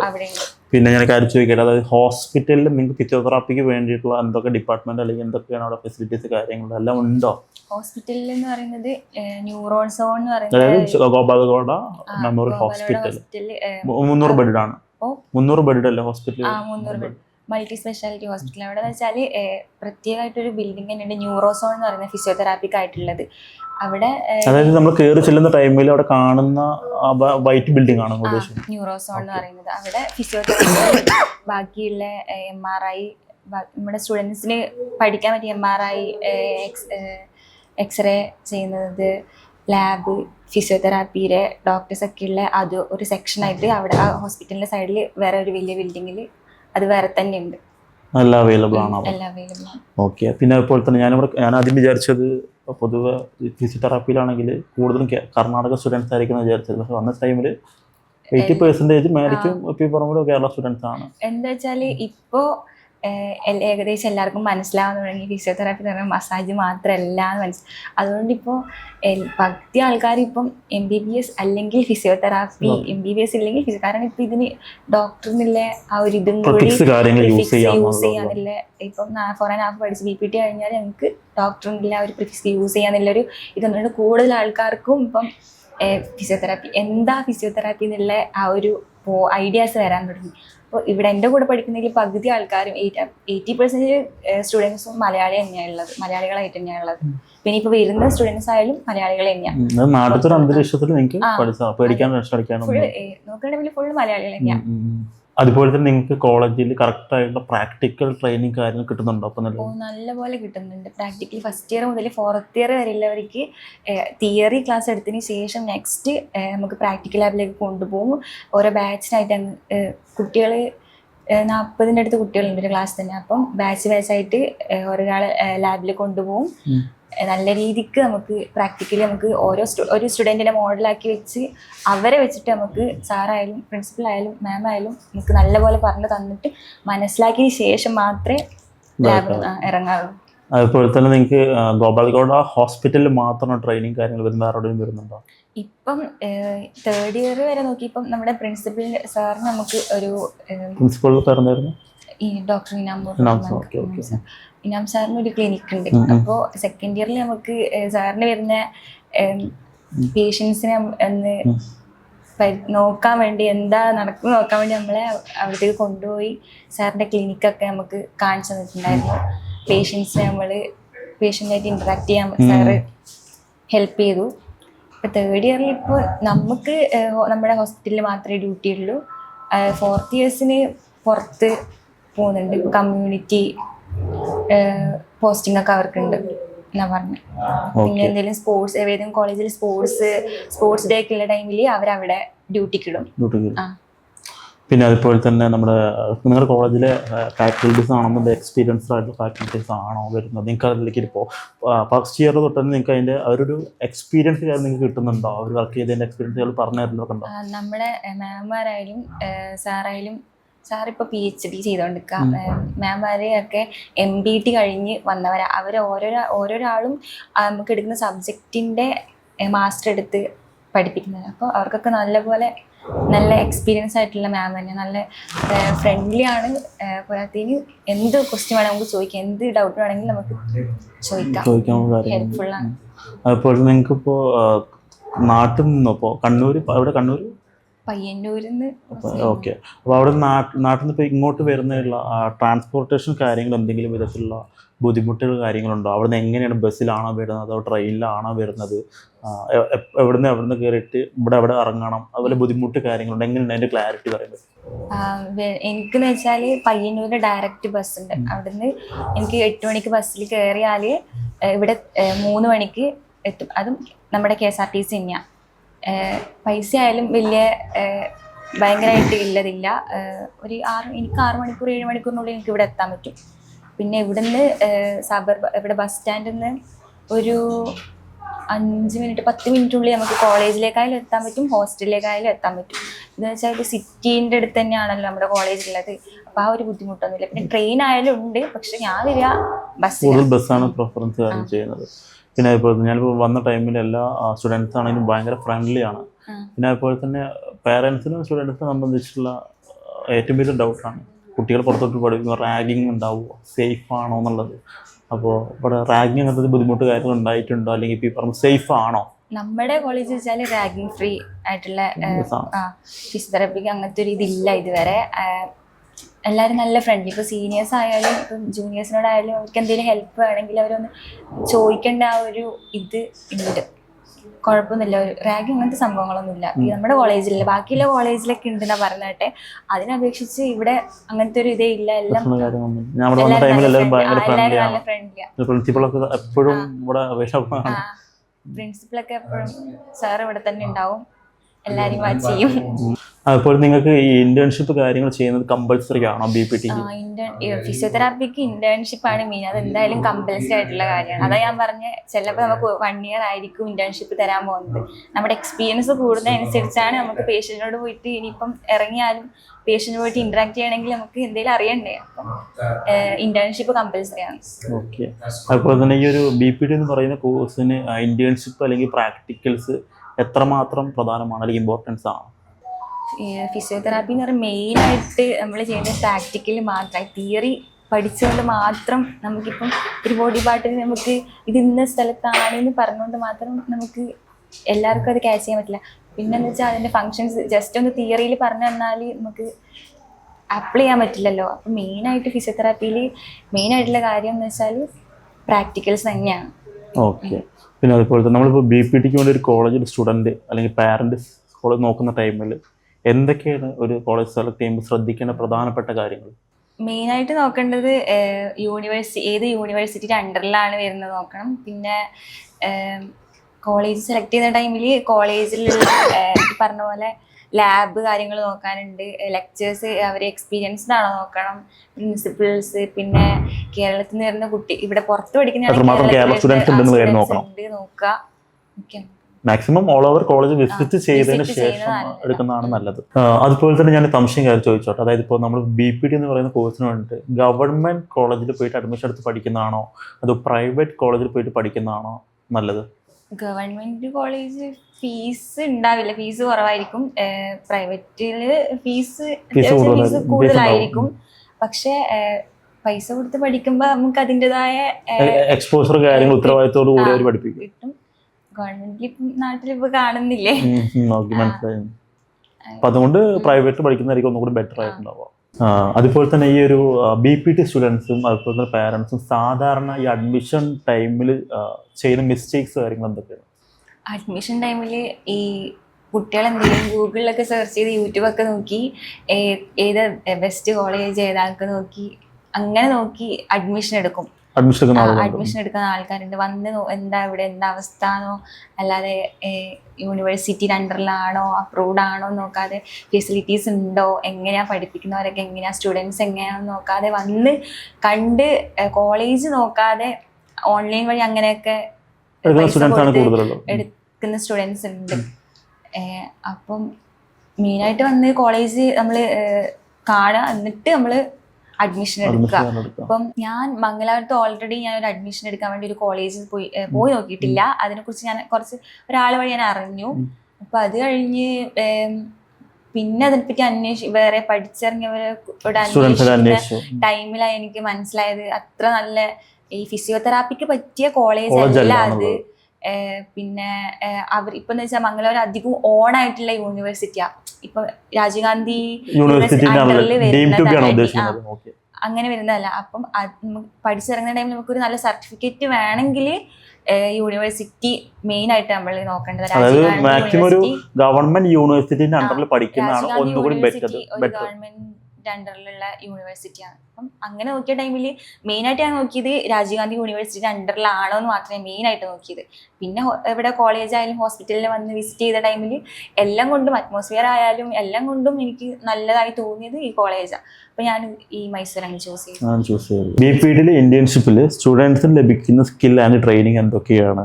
BPT എന്ന് പറയുമ്പോൾ ഫിസിയോതെറാപ്പി എന്ന് പറയുമ്പോൾ മെയിനായിട്ട് പറഞ്ഞ പോലെ പ്രാക്ടിക്കൽസ് ആണ് മെയിനായിട്ട്. അപ്പോൾ പഠിക്കുന്ന ടൈമിൽ തന്നെ ഞങ്ങളെ സെക്കൻഡ് ഇയർ തൊട്ട് 4th ഇയർ വരെ നമ്മൾ അക്കാദമിക് ഇയറിൽ പകുതിയും ഹോസ്പിറ്റലിൽ തന്നെയാണ്. അപ്പം തിയറി മാത്രം പഠിച്ചാൽ പോരാ, നമ്മൾ അപ്ലൈ ചെയ്യണമെങ്കിൽ ഇപ്പോൾ പേഷ്യൻറ്റിനെ കാണുക, അവരായിട്ട് ഇൻട്രാക്ട് ചെയ്യുക, അവരെ അത് നമ്മൾ പഠിച്ച കാര്യങ്ങൾ അവരായിട്ട് അപ്ലൈ ചെയ്യുക എന്നൊക്കെയുള്ളതാണ് ഈ ഫിസിയോതെറാപ്പിയുടെ മെയിനായിട്ടുള്ള, അതായത് മെഡിക്കൽ പ്രൊഫഷൻ എന്ന് പറയുന്ന ടൈമിൽ ഇതൊക്കെയാണ് മെയിനായിട്ട് നോക്കേണ്ടത്. അപ്പോൾ ഒരു പേഷ്യൻറ്റിന് ഒന്ന് ചെയ്യുന്ന സമയത്ത് നമുക്കൊന്നും മനസ്സിലാവില്ല എന്താ ചെയ്യണ്ടേ, എങ്ങനെ അപ്ലൈ ചെയ്യുക, ഇലക്ട്രോതെറാപ്പി ഒക്കെ എക്സസൈസ് തെറാപ്പി എങ്ങനെ അപ്ലൈ ചെയ്യണം എന്നുള്ള ഒരു പേഷ്യൻറ്റിന് ഫസ്റ്റ് ഐഡിയ ഉണ്ടാവില്ല. അപ്പോൾ നോക്കി ചെയ്ത് നമ്മൾ എക്സ്പീരിയൻസ് ആവുക. ഇവിടെ പഠിച്ചുകൊണ്ടിരിക്കുന്ന ടൈമിൽ തന്നെ കൂടുതൽ അതിൽ ഫോക്കസ് ചെയ്യുക, പ്രാക്ടിക്കലാണ് കൂടുതൽ ഫോക്കസ് ചെയ്യുക. തിയറിനേക്കാൾ പ്രാക്ടിക്കൽ നമ്മൾ ഫോക്കസ് ചെയ്യണം എന്നുള്ള. ഇന്റേൺഷിപ്പ് ആയാലും നമ്മളിപ്പോൾ ഇവിടെ നിന്നായാലും ഞാൻ പറഞ്ഞില്ലേ പകുതി ഹോസ്പിറ്റലിൽ തന്നെയാണ് ഡ്യൂട്ടി ഉണ്ടാവുക. ഇന്റേൺഷിപ്പ് അതിൻ്റെ ഒരു ഭാഗം, എന്തായാലും ഇന്റേൺഷിപ്പ് ചെയ്യേണ്ടതാണ്. ഇന്റേൺഷിപ്പ് പെർഫോമൻസ് നമ്മുടെ ജോബ് ഓപ്പർച്യൂണിറ്റീസ് ഫ്യൂച്ചറിൽ അതിൽ ബെനിഫിറ്റ് കാര്യങ്ങൾ ഉണ്ടാക്കുന്നുണ്ടോ? എന്തായാലും ബെനിഫിറ്റ് ഉണ്ട്. നമ്മളിപ്പം പഠിച്ചിറങ്ങി നമ്മുടെ ഹോസ്പിറ്റലിൽ തന്നെ നമ്മൾ ഇന്റേൺഷിപ്പ് ചെയ്യണം എന്നുള്ള ഒരു ഇതുണ്ട്. നമ്മുടെ ഹോസ്പിറ്റലിൽ തന്നെയാകുമ്പോൾ നമുക്ക് അതുമായിട്ട് പൊരുത്തപ്പെട്ട് നമ്മൾ ഓൾറെഡി അവിടെ ചെയ്തതുകൊണ്ട് നമുക്ക് ഇപ്പം എല്ലാവരോടായിട്ട് നമുക്ക് അറിയാമല്ലോ. ഈ 4 വർഷത്തെ പരിചയം നമുക്ക് ഉള്ളതുകൊണ്ട് ഹോസ്പിറ്റലിനെ കുറിച്ചായാലും എന്താ അവിടുത്തെ അറ്റ്മോസ്ഫിയർ ആയാലും അവിടുത്തെ നഴ്സുമാരായാലും നമുക്ക് കണ്ട് ഇതുണ്ടല്ലോ. അതുകൊണ്ട് ഇന്റേൺഷിപ്പ് ചെയ്യുമ്പോൾ നമുക്ക് കുറച്ചും കൂടി നമുക്ക് സപ്പോർട്ട് തരും. 4 കൊല്ലം പഠിച്ചിറങ്ങി പിന്നെ അതിന് വേണ്ടിയിട്ട് നടക്കുന്ന സമയം വരില്ല. അപ്പം 6 മാസം ഞങ്ങൾ ഇന്റേൺഷിപ്പ് ചെയ്യാതെ നമ്മൾ എന്തായാലും വിടില്ല. കാരണം മെയിൻ ആയിട്ടുള്ള കാര്യം ഇന്റേൺഷിപ്പ് ആണ്, പ്രാക്ടിക്കലാണ് ഫിസിയോതെറാപ്പിക്ക് എന്ന് പറയുന്നത്. പിന്നെ അതുപോലെ തന്നെ ഇപ്പോൾ താനൊരു സ്റ്റുഡൻ്റ് ആണ്, ഒരു ഡെയിലി റൂട്ടീൻ കാര്യങ്ങൾ എങ്ങനെയാണ്? ഇപ്പോൾ രാവിലെ നേരിട്ടുള്ള കറക്റ്റ് വൈകുന്നേരം വരെയുള്ള ദിവസം കിടക്കുന്ന വരെയുള്ള റൂട്ടീൻ കാര്യങ്ങൾ നിലവിൽ എങ്ങനെയാണ് പോകുന്നത്?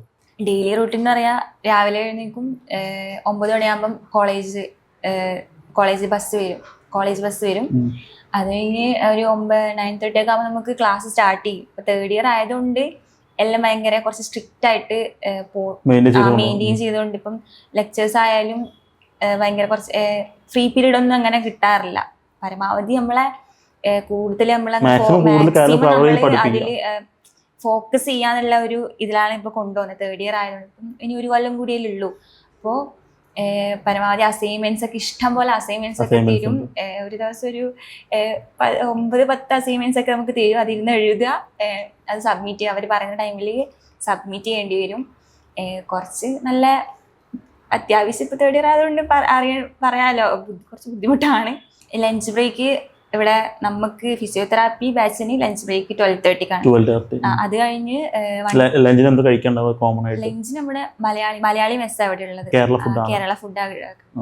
അതായത് ഇപ്പോൾ കേരള കോളേജ് ഹോസ്റ്റലിൽ ചൂസ് ചെയ്യുന്നത് ആണ്. അപ്പോൾ അവിടെ ആഴ്ചയിൽ എങ്ങനെ ഫുഡ് കാര്യങ്ങളൊക്കെ വരുന്നത്? ഫുഡ് എന്ന് പറയുന്നത് ബാക്കിയുള്ള കോളേജിനെ അപേക്ഷിച്ച് അന്വേഷിക്കുന്ന ടൈമിൽ ബാക്കിയുള്ള കോളേജിനെ അപേക്ഷിച്ച് ബെറ്റർ ആയിട്ടുള്ള ഫുഡ് നമുക്ക് ഇവിടെ കിട്ടുന്നത്. എന്താ വെച്ചാൽ മലയാളി മെസ്സ് നമുക്കുള്ളത്. മലയാളികളാ ഫുഡ് വെജ് ആണോ? പ്രൊവൈഡ് ചെയ്യുന്നത്. വെജും ഉണ്ട് നോൺ വെജും ഉണ്ട്.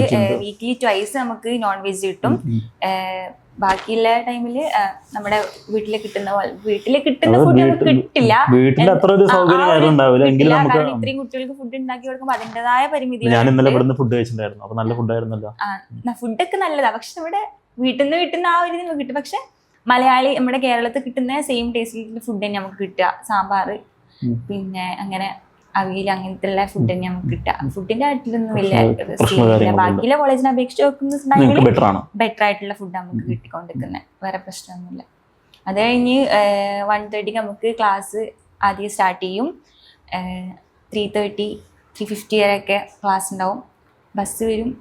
ബസ് 4 o'clock ഒക്കെ ആകുമ്പോൾ ഹോസ്റ്റലിലെത്തി. പിന്നെ തന്ന അസൈൻമെന്റ്സ് ഒക്കെ ഉണ്ടാവും. പഠിപ്പിച്ച കാര്യങ്ങൾ പിറ്റേ ദിവസം പോയിട്ട് നമുക്ക് ക്വസ്റ്റ്യൻസ് ചോദിക്കുന്ന ടൈമിൽ എക്സ്പ്ലെയിൻ ചെയ്ത് കൊടുക്കേണ്ട ഇതുണ്ട്. അപ്പോൾ പഠിക്കേണ്ട ഇതുണ്ട്. അസൈൻമെന്റ്സ് ഇരുന്ന് എഴുതുക. രാത്രി വരെ അസൈൻമെന്റ്സ് ഇരുന്ന് എഴുതുക, പഠിക്കുക, വീട്ടിലേക്ക് നടക്കും. പിന്നെ പോസ്റ്റിംഗ് ഉള്ള അല്ലെങ്കിൽ ട്രെയിനിങ് ഡേ ആണെന്നുണ്ടെങ്കിലോ? പോസ്റ്റിംഗ് ഡേ എന്ന് പറയുമ്പോൾ നമുക്ക് 9 o'clock നമ്മൾ ഹോസ്പിറ്റലിൽ എത്തണം. ബസ് കാര്യങ്ങളുണ്ടാവും. ബസ് ആ ടൈമിൽ അഡ്ജസ്റ്റ് ചെയ്ത് ബസ് രാവിലെ തന്നെ വരും. ഹോസ്പിറ്റലിൽ പോയിട്ട് നമുക്ക് ഓരോരോ ഇപ്പൊന്ന് വെച്ചാൽ ഓരോ മന്തില് ഓരോ ഡിപ്പാർട്ട്മെന്റ് നമുക്ക് തരും. ഓരോ ഫ്ലോറിൽ ഫസ്റ്റ് ഫ്ലോർ, സെക്കൻഡ് ഫ്ലോർ എന്ന് പറഞ്ഞിട്ടുണ്ടല്ലോ. അങ്ങനെ ഓരോ ഡിപ്പാർട്ട്മെന്റ് ഓരോ ഫ്ലോറിൽ നമുക്ക് ഒരു ബാച്ച് ആയിട്ടാ പോവുക. അപ്പോൾ ഒരു ഫ്ലോറിൽ ഫസ്റ്റ് ഫ്ലോറിൽ ഒരു ഫസ്റ്റ് ബാച്ച് ആണെങ്കിൽ സെക്കൻഡ് ഫ്ലോറിൽ അങ്ങനെ ബാച്ച് ആയിരിക്കും ഉണ്ടാവുക. അപ്പോൾ അവിടുന്ന് എന്ത് ചെയ്യുക, ആ ബാച്ചിൽ ഓരോ സ്റ്റുഡൻറ്റും ഓരോ പേഷ്യൻറ്റ്, 3rd year ആയതുകൊണ്ട് തന്നെ ഓരോ സ്റ്റുഡൻറ്റും ഓരോ പേഷ്യൻറ്റിനെ വെച്ച് അസസ് ചെയ്യുക. എന്നിട്ട് അവിടെ പോയി അവരോട് ഇൻട്രാക്ട് ചെയ്യുക. മെയിനായിട്ട് കന്നഡയിൽ തന്നെ പേഷ്യൻസിനോട് ഇൻട്രാക്ട് ചെയ്യണം എന്നുള്ള ഒരു ഇതുണ്ട്. അപ്പോൾ കുറച്ച് പ്രായമൊക്കെ ആയുള്ളവരോട് നമുക്ക് ഇംഗ്ലീഷിൽ സംസാരിക്കാൻ പറ്റില്ലല്ലോ. അപ്പം കമ്മ്യൂണിക്കേഷൻ സ്കില്ല്, ഈ പറയുന്ന പോലെ കമ്മ്യൂണിക്കേഷൻ ഈ 3rd year കമ്മ്യൂണിക്കേഷൻ സ്കില്ല്. ഒരു പേഷ്യൻറ്റിനെ നമ്മൾ എങ്ങനെ അവരായിട്ട് ഇൻട്രാക്ട് ചെയ്ത് അവര് കുറച്ച് ഫ്രണ്ട്ലി ആയി അവർക്ക് കംഫർട്ട് ആണെന്നുള്ള രീതിക്ക് തോന്നിപ്പിക്കുക മെയിൻ എന്ന് പറയുന്നത്. അതുപോലെ ഡ്യൂട്ടിക്ക് പോവും, അസസ്മെന്റ് എടുക്കേണ്ടി വരും. പേഷ്യൻറ്റിന്റെ ഡയഗ്നോസിസ് നമ്മൾ നോക്കി അസസ്മെന്റ് എടുത്ത് കാര്യങ്ങളൊക്കെ തിരക്കി എഴുതി ഒരു ടൈം നമുക്ക് തരും. ആ ടൈമിൽ നമുക്ക് സബ്മിറ്റ് ചെയ്യണം. പോയിട്ട് കേസ് പ്രസന്റേഷൻ നടത്തും മാമിൻ്റെ അടുത്ത്. അവിടെ മാമ്മാരുണ്ടാവും, 2 or 3 മാമ്മാർ ഞങ്ങൾക്ക് ഹോസ്പിറ്റലിൽ ഡ്യൂട്ടിയുടെ സമയത്ത് ലെക്ചേഴ്സ് വരും. അതുപോയി അസസ്മെന്റ് പറഞ്ഞു കൊടുക്കുക, എക്സ്പ്ലെയിൻ ചെയ്ത് കൊടുക്കുക. അത് കഴിഞ്ഞ് ലഞ്ച് ബ്രേക്ക് 4 o'clock ആകുമ്പോൾ ബസ് വരും. ഓക്കെ. പിന്നെ അതുപോലെ തന്നെ നമുക്കിപ്പോൾ BPT കഴിഞ്ഞ ഒരു ഗ്രാജുവേറ്റിന് ഈ പറഞ്ഞ പോലെ ഗവൺമെന്റ് ജോബ്സ് ചെയ്യാനുള്ള ഓപ്ഷൻ കാര്യങ്ങളുണ്ടോ? ജോബ്സ് ഇപ്പോൾ നമ്മുടെ കേരളത്തിൽ തന്നെ ആയാലും എക്സാംസ് ഉണ്ടല്ലോ, PSC അങ്ങനെയുള്ള എക്സാംസ് ഉണ്ടല്ലോ, ഇഷ്ടംപോലെ ഉണ്ട്. പക്ഷെ മെയിൻ ആയിട്ട് വെച്ചാൽ അബ്രോഡാണ് എല്ലാവരും നോക്കുക. കിട്ടുന്നതിനേക്കാൾ കൂടുതൽ ചിലപ്പോൾ സാലറി നമുക്ക് എന്തായാലും സാലറി നമുക്ക് അബ്രോഡാണ് കൂടുതൽ. നമുക്ക് നാട്ടിലായാലും സ്വന്തമായിട്ട് ക്ലിനിക്ക് തുടങ്ങിയാൽ നമുക്ക് പോവാം. വീട് ഇഷ്ടപ്പെടുന്നതാണെങ്കിൽ അങ്ങനെ പോകുന്നവരാണെങ്കിൽ. എനിക്ക് VPT കഴിഞ്ഞ് MPT എടുക്കണമെന്നുണ്ട്. അപ്പം ചിലപ്പോൾ MPT എടുത്ത് അബ്രോഡ് പോയി പഠിച്ചുകൊണ്ട് ചിലപ്പോൾ ജോബ് ചെയ്ത് അങ്ങനത്തെ ഒരു ഇതുണ്ടല്ലോ. MPT എടുത്ത് നമുക്ക് എന്ന് വെച്ചാൽ ലെക്ചേഴ്സ് ആയിട്ട് കോളേജിലും സ്റ്റുഡൻസിനൊക്കെ ഇതുപോലെ പഠിപ്പിക്കാൻ പോവുക. പോരാത്തതിന് സ്വന്തമായിട്ട് വർക്ക് ചെയ്യുക. കൂടുതൽ എക്സ്പീരിയൻസ്ഡ് ആണല്ലോ MPT പഠിക്കുന്ന ടൈമിൽ. ഇത് ഇൻട്രസ്റ്റ് കാര്യങ്ങളുണ്ട്. പിന്നെ അതുപോലെ തന്നെ ഈ അബ്രോഡ് പോവുകയാണെന്നുണ്ടെങ്കിൽ ഏത് കൺട്രീസ് ആയിരിക്കും ഒന്നും കൂടി നല്ലതുണ്ടാവുക അഭിപ്രായത്തിൽ? ഇതിനെ പറ്റിയിട്ട് ഒന്ന് റിസർച്ച് ചെയ്തിട്ടുണ്ടാവുമല്ലോ. കാനഡ, UK എല്ലുള്ള സ്ഥലങ്ങളിൽ ഇതിൽ കൂടുതൽ സ്കോപ്പ് ആണെന്ന് അറിഞ്ഞിട്ടുണ്ട്. അപ്പോൾ ഗൾഫിലാണെങ്കിൽ DH എക്സാം ഒക്കെ എഴുതി, അല്ലെങ്കിൽ IELTS എന്ന് പറഞ്ഞ എക്സാംസ് ഒക്കെ ഉണ്ട്. അതൊക്കെ പഠിച്ച് ലാംഗ്വേജ് ഒക്കെ നോക്കി അവിടുത്തെ ലാംഗ്വേജ് ഒക്കെ പഠിച്ചപ്പം ജർമ്മനിയിലേക്ക് പോകണമെങ്കിൽ നമ്മൾ ജർമ്മൻ ലാംഗ്വേജ് പഠിക്കണമല്ലോ. അതൊക്കെ ചെയ്ത് പോവാൻ വേണ്ടി IELTS മെയിനായിട്ട് അബ്രോഡേക്ക് പോകാൻ വേണ്ടിയുള്ള എക്സാം എഴുതി പോവാൻ. അപ്പോൾ അതായത് ഓരോ കൺട്രീസിനും അതിൻ്റെതായ ലൈസൻസ് രജിസ്ട്രേഷൻ കാര്യങ്ങളുണ്ടാവും. അത് നമുക്കിപ്പോൾ പഠിച്ചുകൊണ്ടിരിക്കുകയാണ്. ഇത് പഠിച്ചിറങ്ങിയതിന് ശേഷം ഏറ്റവും ബെറ്റർ ആയിട്ടുള്ള ഇത് നോക്കിയിട്ട് അതിനനുസരിച്ച് എഴുതുന്നതായിരിക്കും നല്ലത്. നമ്മളിപ്പോൾ തന്നെ അതിനെ പറ്റിയിട്ട് ആലോചിക്കുന്ന കാര്യമില്ല.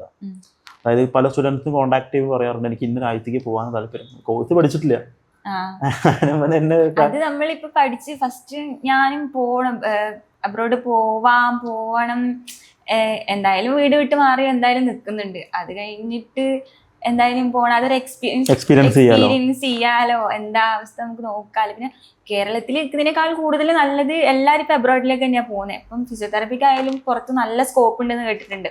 അപ്പൊ പോണെന്ന് താല്പര്യമുണ്ട്. ഫ്യൂച്ചർ പോലെ ഇരിക്കും.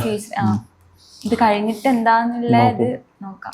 അതുപോലെ തന്നെ BPT യുജിക്ക് ശേഷം PG എന്തൊക്കെയാണ് സ്പെഷ്യലൈസേഷൻ പ്രോഗ്രാംസ്? PGയിൽ വരുന്ന ടൈമിൽ MPT മാസ്റ്റർ ഓഫ് ഫിസിയോതെറാപ്പി എന്നാണ് പറയാ. അതില് സ്പോർട്സ് ഫിസിയോതെറാപ്പി ഉണ്ട്, ന്യൂറോ ഉണ്ട്, ന്യൂറോളജി ഉണ്ട്, ഓർത്തോപീഡിക്സ് ഉണ്ട്, ഗൈനക് ഉണ്ട്, പീഡിയാട്രിക് ഉണ്ട്. അങ്ങനെ കുറെ ഈ സെയിം MBBS എന്താണോ സ്പെഷ്യലൈസ് സെയിം സാധനങ്ങൾ തന്നെയാണ് ഫിസിയോതെറാപ്പിയിലുള്ളത്. ഓപ്ഷൻസ് നമുക്ക് ഇഷ്ടത്തിനനുസരിച്ച് ചൂസ് ചെയ്യാം. ഏതാണോ ഇഷ്ടം, എന്താ ഓർത്തോ ന്യൂറോ അവരുടെ ഇഷ്ടത്തിന്. ഇപ്പൊ സ്പോർട്സിൽ കൂടുതൽ ഇഷ്ടമുള്ളവരാണെങ്കിൽ ചിലവര് സ്പോർട്സിന്റെ മേഖലയിലേക്ക് പോകും. പിന്നെ അതുപോലെ BPT എന്ന് പറയുന്ന കോഴ്സിന് വേണ്ടിയിട്ട് ഫ്യൂച്ചർ സ്കോപ്പ് കാര്യങ്ങൾ എങ്ങനെയാണ് ഇപ്പോൾ അനുശ്രീ കാണുന്നത്? ഇത് ഞാൻ പറയുന്ന റീസൺ എന്താ വെച്ച് കഴിഞ്ഞാൽ, ഇപ്പോൾ ഞാൻ യൂട്യൂബിൽ BPTനെ പറ്റിയിട്ടും കോളേജസിനെ പറ്റിയിട്ടൊക്കെ വീഡിയോസ് കാര്യങ്ങൾ ചെയ്യാറുണ്ട്. പക്ഷേ ഇപ്പോഴും ഒരു വിഭാഗം സ്റ്റുഡൻസ് സാറിന് സ്കോപ്പ് ഉണ്ടോ, അതുപോലെ ചില വിഭാഗം അല്ലെങ്കിൽ ഇപ്പോൾ ഈ പറഞ്ഞപ്പോൾ സ്കോപ്പ് ഇല്ല, ഇത് പഠിച്ചിട്ട് കാര്യമില്ല. അത് ഇഷ്ടംപോലെ ആൾക്കാർ ഇപ്പോഴും എന്നോട് എല്ലാരും എന്നോട് വന്ന് ചോദിക്കുന്നുണ്ട്, ഇതിന് സ്കോപ്പ് ഉണ്ടോ, പഠിച്ചിട്ട് കാര്യമുണ്ടോ, നിനക്ക് വല്ല നഴ്സിങ്ങോ അല്ലെങ്കിൽ വേറെ എന്തെങ്കിലും നോക്കിയാ പോരെ.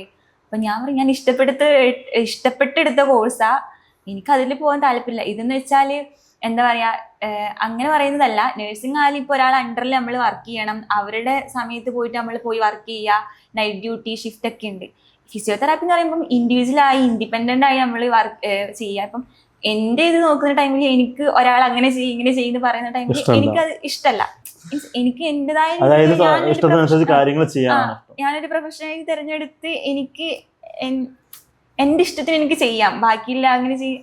ചിലപ്പം ചിലവർക്ക് അവരവരുടേതായ ഇൻട്രസ്റ്റ് ആണ്. മെയിൻ ആയിട്ട് ഇത് എടുക്കാൻ കാരണം തന്നെ ഈ ഒറ്റൊരു കാര്യം എനിക്ക് അങ്ങനെ നൈറ്റ് ഷിഫ്റ്റ് ആയാലും ഇതിലില്ല. ഒരു ക്ലിനിക്ക് ഇട്ട് തുടങ്ങിയാൽ നമ്മുടെ ഇഷ്ടത്തിന് എപ്പോഴാണെങ്കിലും എന്താ നമുക്ക് ചെയ്യാലോ. BPT കഴിഞ്ഞവർക്ക് എല്ലാവർക്കും എന്താ ഇത് സ്വന്തമായിട്ട് ക്ലിനിക്ക് സ്റ്റാർട്ട് ചെയ്യാം, ആ അണ്ടറിൽ വർക്ക് ചെയ്യേണ്ട. അതുപോലെ തന്നെ മറ്റേ BPTന്റെ ക്ലിനിക്സിന്റെ കാര്യങ്ങൾ എങ്ങനെയാണെന്ന് അറിയാം. അതായത് ഇപ്പോൾ ഏതൊരാൾക്കും പഠിച്ചിറങ്ങിയത് സ്റ്റാർട്ട് ചെയ്യാൻ പറ്റുമോ? ഞാൻ ഇത് പറഞ്ഞ പോലെ എക്സ്പീരിയൻസ് വേണം. അതായത് ഒരു 1 to 2 ഇയർ മിനിമം എക്സ്പീരിയൻസ് കാര്യങ്ങൾ വേണം. ഇത് കഴിഞ്ഞ് നമ്മളൊരു ഫിസിയോതെറാപ്പിസ്റ്റ് ഡോക്ടറിന്റെ അണ്ടറിൽ നമ്മൾ എന്തായാലും വർക്ക് ചെയ്യേണ്ടി വരും. ഇവിടുന്ന് കിട്ടുന്ന എന്താ ഇന്റേൺഷിപ്പിലുപരി നമ്മൾ ഒരാളെ അണ്ടറിൽ നിന്ന് ചെയ്യുന്ന ടൈമിൽ നമുക്ക് കൂടുതൽ എന്താ ആ ഒരു ക്ലിനിക്കിൽ എന്താ നടക്കുന്നത്, എന്താ എങ്ങനെ അപ്ലൈ ചെയ്യണ്ടേ, പഠിച്ചിറങ്ങിയപാട് നമുക്കിപ്പോൾ ഒരു ക്ലിനിക്ക് ഇടാൻ എന്താടും പറ്റണം എന്നില്ല എല്ലാ രീതിയിലും. ഒരു വർഷം എക്സ്പീരിയൻസ് ആയിട്ട് ആ ഒരു കോൺഫിഡൻസിൽ പോയി സ്റ്റാർട്ട് ചെയ്യുക. അതായത് ഞാനൊരു വീഡിയോയിൽ ചെയ്തിട്ടുണ്ടായിരുന്നു. അതായത് BPT പഠിച്ചിറങ്ങി ഒരു 6 month അല്ലെങ്കിൽ 1 year എക്സ്പീരിയൻസ് കാര്യങ്ങൾ കഴിഞ്ഞതിന് ശേഷം മാത്രം നമുക്ക് ക്ലിനിക്സ്. ഒരു പേഷ്യന്റ് നമ്മുടെ അടുത്ത് വരണമെങ്കിൽ തന്നെ ഫസ്റ്റ് ഫ്രഷറിന്റെ അടുത്തേക്ക് പോകാൻ ചാൻസ് കുറവാ. എല്ലാരും ചോദിക്കുക, ഈ ഡോക്ടറിന് എത്ര വർഷത്തെ എക്സ്പീരിയൻസ് ഉണ്ട്, നല്ലതാണോ? ആൾക്ക് നമ്മളായാലും ഒരു ഡോക്ടറിന്റെ അടുത്ത് പോകുമ്പോൾ ആൾക്കാരോട് ചോദിക്കും, എങ്ങനെയാ ഈ ഡോക്ടർ എങ്ങനെയാ, നല്ലതാണോ? കാരണം ജീവിതം വെച്ചുള്ള കളി ആയതുകൊണ്ട് കൂടുതലും പഠിച്ചിറങ്ങുന്ന ആളുകളാണ്. പിന്നെ എക്സ്പീരിയൻസ് ആയിട്ടുള്ള പ്രായമുള്ള ഫ്രഷർ ആക്കും എങ്ങനെയാ അറിയില്ല. എല്ലാവർക്കും തെറ്റ് പറ്റുമല്ലോ, എങ്ങാനും ആൾക്കാർക്ക് പേടി ഉണ്ടാവുമല്ലോ. അപ്പം കുറച്ച് നാള് ഇങ്ങനെ ഒരാൾ എക്സ്പീരിയൻസ് ആയതിനു ശേഷം മാത്രം നോക്കുന്നതാണ് നല്ലത്. അതിൻ്റെതായ ലൈസൻസും കാര്യങ്ങളൊക്കെ നമ്മൾ എടുക്കേണ്ടതുണ്ട് അല്ലെ. പിന്നെ അതുപോലെ തന്നെ ഇപ്പൊ നിലവിൽ എപ്പോഴും ട്രെൻഡിങ് ആയിട്ട് നിൽക്കുന്ന ഒരു സംഭവമാണ് AI. നമ്മളത് ഇടയ്ക്കൊക്കെ പറയാറുണ്ട്, AI വന്നാലും മനുഷ്യന്മാർ ഉണ്ടെങ്കിൽ അതൊക്കെ നടക്കുള്ളൂ. അപ്പോൾ AI വന്നത് കൊണ്ട് തന്നെ ഈ ഇതിൽ എന്തെങ്കിലും ഡിമാൻഡ് കാര്യങ്ങൾ കുറയോ? AI വന്ന് ഇതിനെ എഫക്ട് ചെയ്യാൻ ചാൻസസ് കുറവാണ്. എന്താ വെച്ചാൽ ഞങ്ങൾ ഒരു പേഷ്യന്റ് വന്ന് ഒരു ഡോക്ടറെ അടുത്ത് ഇരിക്കുന്ന ടൈമിൽ അവരോട് പേഷ്യന്റിനോട് ഡോക്ടർ ഇന്ററാക്ട് ചെയ്യുന്ന ആ ഒരു വേ ഉണ്ടല്ലോ. അപ്പം നമ്മളൊരു പേഷ്യന്റിന് AIക്ക് അത് ചെയ്യാൻ പറ്റില്ലല്ലോ. മൂവ്മെന്റ്സും കാര്യങ്ങളൊക്കെ നമുക്ക് ഇമ്പ്രൂവ് ചെയ്യണമെങ്കിൽ ഒരു പേഷ്യന്റും ഡോക്ടറും ആയിട്ടുള്ള കമ്മ്യൂണിക്കേഷനാണ് മെയിൻ ആയിട്ട്. ഒരു ഹോസ്പിറ്റലിൽ പോകുന്ന ടൈമിൽ എന്താ സംസാരിക്കുക, അവരെ കുറച്ചുകൂടി സപ്പോർട്ട് ചെയ്യുക, എന്താ പോസിറ്റീവായിട്ട് കുറച്ച് കാര്യങ്ങൾ ഒന്നുമില്ല, കുഴപ്പമില്ല, അത് ശരിയാവും എന്നുള്ള ഒരു സപ്പോർട്ട് കൊടുക്കുക, കെയർ കൊടുക്കുക. അതൊന്നും ഇതിനെ കൊണ്ട് പറ്റില്ലല്ലോ. അപ്പം ഇതിനെ എഫക്ട് ചെയ്യുന്ന എനിക്ക് തോന്നുന്നില്ല. അതുപോലെ പ്ലസ് ടു കഴിഞ്ഞിട്ട് BPT എടുക്കണം അല്ലെങ്കിൽ ഇപ്പോൾ ഈ പറഞ്ഞ കൺഫ്യൂസ്ഡ് ആയിട്ട് നിൽക്കുന്ന സ്റ്റുഡൻസിന് അനുസരിച്ച് കൊടുക്കാനുള്ള അഡ്വൈസ് കാര്യങ്ങൾ എന്താണ്? മെയിൻ ആയിട്ട് എന്ന് പറയുന്നത് ഇഷ്ടമുണ്ടെങ്കിൽ മാത്രം തിരഞ്ഞെടുക്കുക. ഇഷ്ടത്തോടെ അല്ലാതെ നമുക്ക് ഈ കോഴ്സ് ഒരിക്കലും നമുക്ക് പഠിക്കാൻ പറ്റില്ല. ഞാൻ എൻ്റെ ഇഷ്ടത്തോടെ വന്ന് ആരൊക്കെ എന്തൊക്കെ ഇപ്പം നാളെ മറ്റൊന്ന് ചിലപ്പോൾ ആൾക്കാർ പറയും ഇത് നല്ലതാണ്, ഈ പറഞ്ഞ പോലെ സ്കോപ്പ് ഉണ്ടോ, എന്തിനാ പഠിക്കുന്നതിലെ അറിയാത്ത ആൾക്കാർ വന്ന് ഇപ്പൊ അറിയുന്ന ഒരാൾ വന്ന് ചോദിക്കും, ഓ ഈ ഫ്യൂച്ചർ ഡോക്ടർ ആണല്ലേ, നല്ല സ്കോപ്പ് ഉള്ളതാണ് വന്ന്, അത് നമുക്കൊരു ഹാപ്പിനെസ് ആണ്. ഇപ്പോഴും ഞാൻ ഫേസ് ചെയ്യുന്ന വെച്ചാൽ ഇതിനെ കുറിച്ച് വലിയ ധാരണയില്ലാത്ത ആൾക്കാർ എന്നോട് വന്ന് പറയും സ്കോപ്പ് ഒന്നും ഇല്ല, ഇത് മസാജ് അല്ലേ, ഇത് തടവലല്ലേ ഈ ഫിസിയോതെറാപ്പി എന്ന് പറയും. കാരണം ആൾക്കാർക്ക് അറിയില്ല, ഇത് പഠിക്കുന്ന ഒരു ആൾക്ക് മാത്രമേ അറിയൂ ഇത് എന്താ, എങ്ങനെയാ, എത്രത്തോളം സ്ട്രഗിൾ ചെയ്തിട്ട് ഞങ്ങളിത് പഠിച്ചെടുക്കുന്നതിനും എന്തൊക്കെയാ ഇതിലുള്ളത് എന്നും നമുക്കറിയപ്പോ. പക്ഷെ ഇതിനെക്കുറിച്ച് ധാരണയില്ലാത്ത ആൾക്കാർ വന്നിട്ട് നെഗറ്റീവ് പറയുമ്പം അയ്യോ വേണ്ടായിരുന്നു എന്നുള്ള ആ ഒരു തോന്നൽ വരരുത്. പിന്നെ മെയിനായിട്ട് വേണ്ടത് പേഷ്യൻസാ. നല്ല എന്താ കുറച്ച് എന്താ ഇപ്പം പറഞ്ഞില്ലേ അസൈൻമെന്റ്സ് ഇഷ്ടം പോലെ എഴുതാനും ഉണ്ട്. ഇപ്പോൾ എല്ലാ പേഷ്യൻസും ഇപ്പൊ നമ്മളെ അടുത്ത് വന്ന് നല്ലപോലെ ഇന്ററാക്ട് ചെയ്യണം എന്നില്ല. ചില ഒരാളെ ക്യാരക്ടർ വൈസ് ആയിരിക്കുമല്ലോ, ചിലപ്പോൾ നമുക്ക് ഇഷ്ടപ്പെട്ടില്ല നമ്മൾ അതുപോലെ തിരിച്ച് ദേഷ്യപ്പെടാൻ പാടില്ല. നല്ല പേഷ്യൻ്റായി അവരെ കേട്ട് അങ്ങനെയുള്ള ഒരിതുണ്ടെങ്കിൽ ഇഷ്ടത്തോടെ മാത്രം എടുക്കുക, നല്ല ഇഷ്ടമില്ലാതെ വരരുത്, ആരും ഫോഴ്സ് ചെയ്ത് വരരുത്. അന്വേഷിച്ച് സ്വന്തമായി അന്വേഷിച്ച് എന്താ ഓപ്ഷൻസ് എല്ലാം നോക്കിയിട്ട് ഈ ഒരു കോഴ്സിനെ പറ്റിയിട്ടും ഭാവിയിലുള്ള സാധ്യതകളും ആവാന്നുള്ള ഒരു എനിക്ക് ആവാം ആ ഒരു ഇതിൽ വരരുത്. കാരണം ഒരുപാട് സ്ട്രഗിൾ ചെയ്യേണ്ട, അതായത് എല്ലാവരും ചോദിക്കുന്ന കാര്യമാണ് BP കൊടുത്ത് എത്ര സാലറി കിട്ടും, സ്കോപ്പ് ഉണ്ടോ, ജോലി കിട്ടോ, അതായത് ഇവര് എത്ര പഠിക്കണം, എത്ര ടൈം പഠിക്കണം, എത്ര ടൈം പണി എടുക്കേണ്ടി വരും ചോദിക്കാറില്ല. അതായത് എത്ര സ്ട്രഗിൾ ചെയ്യുന്നുണ്ട്, എത്ര ഉറക്കം നമ്മൾ പഠിച്ച് എത്ര ഇപ്പം ഹോസ്പിറ്റൽ ഡ്യൂട്ടി ഒക്കെ വന്ന് കഴിഞ്ഞാൽ രാവിലെ തൊട്ട് വൈകുന്നേരം വരെ ഹോസ്പിറ്റലിലായിരിക്കും, പറ്റില്ല, രാത്രിയൊക്കെ ഭയങ്കര ക്ഷീണമായിരിക്കും. അപ്പൊ അതൊന്നും ആൾക്കാർ കാണുന്നില്ലല്ലോ. എല്ലാവർക്കും ഇത് സ്കോപ്പ് ഉണ്ടോ, എന്തിനാ പഠിക്കുന്നത്, ഇത് തടവലല്ല, അല്ല പണിയൊന്നും ഇല്ലല്ലോ എന്നാ എന്നോട് ഒന്ന് ചോദിക്കാം. ഇപ്പൊ എനിക്ക് അതിനെക്കുറിച്ച് ധാരണ ഉള്ളത് കൊണ്ട് അതിനുള്ള മറുപടി എനിക്ക് കൊടുക്കാൻ പറ്റുന്നുണ്ട്. പക്ഷെ അതാ പറഞ്ഞേ, ഒരാൾ വന്ന് നെഗറ്റീവ് അടിക്കുമ്പോ വേണ്ടായിരുന്നു എന്നുള്ള ആ ഒരു ഇത് ഉണ്ടാവരുത്. അതായത് മാക്സിമം ഈ പറയുമ്പോൾ നമ്മൾ ഈ ഒരു കോഴ്സ് എടുക്കാൻ താല്പര്യം ഉണ്ട് എന്നുണ്ടെങ്കിൽ ഇതിൽ എന്തൊക്കെ കാര്യങ്ങൾ പഠിക്കാനായിട്ടുണ്ട്, അത് നമ്മളോട് പഠിക്കാൻ പറ്റുന്ന കോഴ്സ് ആണോ, ഭാവിയിൽ എത്ര സാധ്യത ഇത് വരുന്നുണ്ട്, നമ്മളിതിപ്പോ ഈ ഒരു മേഖലയായിട്ടുള്ള ആരൊക്കെ ആയിട്ട് ബന്ധപ്പെടണം, ഈ ഒരു മേഖലയിൽ കടന്ന് ചിലപ്പോൾ അബ്രോഡ് ആണെന്നുണ്ടെങ്കിൽ ഞാൻ മനസ്സിലാക്കി ഇപ്പൊ ഈ പറഞ്ഞ പോലെ ഫിറ്റ്നസ്, ജിം, ഇതിൽ കൂടുതൽ ഓപ്പർച്യൂണിറ്റി കാര്യങ്ങളുണ്ട് ഇന്ത്യയെക്കാളും കൂടുതൽ. അപ്പോൾ നെക്സ്റ്റ് ഇപ്പോൾ അബ്രോഡ് പോകാനുള്ള ലൈസൻസിങ് രജിസ്ട്രേഷൻ ആണെങ്കിൽ ഏത് കൺട്രി ആണ് നല്ലത്, ഇതിന് പറ്റിയുള്ള കൂടുതൽ പഠിക്കാന്നില്ലാണ്ട് ഇതിൽ ജോലി കിട്ടുമോ, സാലറി ഉണ്ടോ, ഡിമാൻഡ് ആണോ, അങ്ങനത്തെ കാര്യം നോക്കാണ്ട് എത്ര പഠിക്കണം എന്നുള്ള കാര്യങ്ങൾ കൂടുതൽ ഫോക്കസ് ചെയ്താക്കുക അല്ലേ, അതാണ് നല്ലത്. പിന്നെന്ന് വെച്ചാൽ ഇതിനെക്കുറിച്ച് അന്വേഷിക്കുന്ന ടൈമിൽ എന്താ പറയാ, ഇപ്പൊ ഈ പറഞ്ഞ പോലെ അറിയാത്ത ഒരാളോട് പോയിട്ട് ഞാൻ ഇത് എടുക്കുന്നുണ്ട്, ഞാൻ ഇത് എടുക്കട്ടെ എന്നുള്ള ചോദ്യം ചോദിക്കരുത്. ഇപ്പം അറ്റ്ലീസ്റ്റ് പഠിച്ചുകൊണ്ടിരിക്കുന്നവരോടെങ്കിലും അന്വേഷിക്കാൻ നോക്കുക, അല്ലെങ്കിൽ പഠിച്ചിറങ്ങിയവരോട് ചോദിക്കുക ഇതിന്റെ സ്കോപ്സ് ടീച്ചേഴ്സിനോട് ചോദിക്കുക. അല്ലാതെ വെറുതെ ഒരാൾ ഇതിനെ കുറിച്ച് വലിയ ധാരണ ഇല്ലാത്തവരോട് പോയിട്ട് ഞാൻ ഫിസിയോതെറാപ്പി എടുക്കുന്നു, ഓ അത് മസാജ് അല്ലേ, തടവല്ലേ, വലിയ നമ്മുടെ പരിചയത്തിൽ തന്നെ ഒരു ഫ്രണ്ട് അബ്രോഡ് വർക്ക് ചെയ്യുന്നുണ്ട്, 1 lakhന് അടുത്ത് ഇപ്പം BPTക്ക് സ്റ്റാർട്ടിങ് അവിടെ സാലറി കാര്യങ്ങൾ കിട്ടുന്നുണ്ട്. ഞാൻ കേട്ടിട്ടുണ്ട്. എന്താ വെച്ചാൽ എക്സ്പീരിയൻസ്, ഇപ്പം പുറത്തേക്ക് പോകണമെങ്കിലും നമുക്ക് എക്സ്പീരിയൻസ് വേണം, ഒരു 1 year 2 year എക്സ്പീരിയൻസ് വേണം. DH എക്സാം കാര്യങ്ങളൊക്കെ ഉണ്ട്, അതൊക്കെ നോക്കിയിട്ട് മാത്രമേ നമുക്ക് അബ്രോഡ് പോകാൻ പറ്റുള്ളൂ. പോയി കഴിഞ്ഞാൽ ഇപ്പം എൻ്റെ അറിവിലും ഇവിടെ നാട്ടിലായാലും ജോലി ചെയ്യുന്നവർക്ക് അത്യാവശ്യം നല്ല സാലറി ഒക്കെ ഉണ്ട്. സ്റ്റാർട്ടിങ്ങിൽ എന്തായാലും എല്ലാവർക്കും ഫ്രഷർ കയറിയപാട് നമുക്ക് എന്തായാലും നല്ല സാലറി പ്രതീക്ഷിച്ചിട്ട് പോകാൻ പറ്റില്ലല്ലോ. എക്സ്പീരിയൻസ് കൂടുന്നത് പോലെ നമ്മുടെ സാലറി. അതുപോലെ BPT എന്ന് പറയുന്ന കോഴ്സ് എടുക്കാൻ ഒരു സ്റ്റുഡന്റ് മെന്റലി അതുപോലെ തന്നെ ഫിസിക്കലി എന്തൊക്കെ പ്രിപ്പറേഷൻ ആണ് എടുക്കേണ്ടത്? മെന്റലി ഇതുപോലെ തന്നെ ഞാൻ പറഞ്ഞ പോലെ പേഷ്യൻസ്, ഒരു നല്ല പേഷ്യൻസ് വേണം. എന്ത് പറഞ്ഞാലും മീൻസ് അത്രയും ഞങ്ങൾ ഇവിടുന്ന് പഠിപ്പിക്കുമ്പോൾ തന്നെ നമ്മുടെ അത്രയും ചില ലെക്ചേഴ്സ് ആയാലും അത്യാവശ്യം നമുക്ക് വേണ്ടി ദേഷ്യപ്പെടുമ്പോഴും ചെയ്തിട്ടില്ലെങ്കിലും ദേഷ്യപ്പെടും. ആ സമയത്ത് അത് കേട്ട് മനസ്സിലാക്കാനുള്ള ഒരു ക്ഷമ വേണം. പിന്നെ ഒരു പേഷ്യന്റ് അടുത്ത് പോയ എല്ലാ പേഷ്യൻസും നമ്മളോട് നല്ലപോലെ നിക്കണം എന്നില്ല. ചില പേഷ്യൻസ് അവരുടെ അറ്റ്മോസ്ഫിയർ ആണെങ്കിൽ അവർ നമ്മളോട് ബിഹേവ് ചെയ്യുക. അപ്പൊ അതൊക്കെ കണ്ട് ആ ഒരു ഞാൻ പറഞ്ഞാണെങ്കിൽ ഇപ്പൊ ഒരാൾ വന്ന് നെഗറ്റീവ് പറയുമ്പോൾ അയ്യോ എനിക്ക് പറ്റില്ലല്ലോ, അങ്ങനത്തെ ഒരു മൈൻഡ് സെറ്റ് ആക്കാം. ഫസ്റ്റ് ഇത് ഞാൻ ഇങ്ങനെ ഒരു പ്രൊഫഷനാണ്, എനിക്ക് ഇത് പഠിച്ചിറങ്ങി ഇങ്ങനെയാണ്, അതിന് വേണ്ടി നമ്മളെ മെന്റലി നമ്മൾ പ്രിപ്പയർ ആവാം. പിന്നെന്ന് വെച്ചാൽ ഫിസിക്കലി എന്ന് വെച്ചാൽ ഫിറ്റ് ആവണം. ഫിസിക്കലി ഫിറ്റ് ആവണം. എന്താ ഫിസിയോതെറാപ്പി ആണ് ഒരു പേഷ്യന്റിനെ പോയി എന്താ അപ്ലൈ ചെയ്യുന്ന ടൈമിൽ പേഷ്യന്റിന് നല്ല ആരോഗ്യം ഉണ്ട്, നമുക്ക് ആരോഗ്യം ഇല്ലെങ്കിൽ ബുദ്ധിമുട്ടായിരിക്കും. ഓക്കെ.